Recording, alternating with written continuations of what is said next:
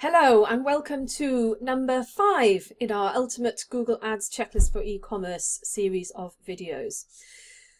This is a fairly straightforward one, so the question I'm going to ask you for this item is, do you have search campaigns set up that are product-based searches? So in other words, if you sell running shoes, do you have campaigns with keywords targeting ladies' running shoes, men's running shoes, whatever? The answer to this is probably that most people will have this set up, but what we normally see is it's kind of not set up as well as it could be. The organization isn't there to keep the structure isn't there to make it just easy for you to manage and to monitor the data and to monitor the results that you're getting. So the way that I would normally recommend to do this is if you've got multiple product categories. So let's go with the running shoes example. You might, if you sell sporting goods, you might have running shoes. You might have clothing and apparel. You might have gym equipment. You might have supplements.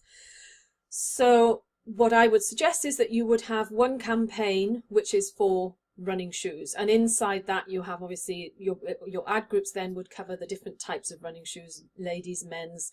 You might have, obviously you'd have branded searches in that as well. Then you'd have another campaign which would cover your clothing and apparel. You'd have another campaign then that would cover gym equipment.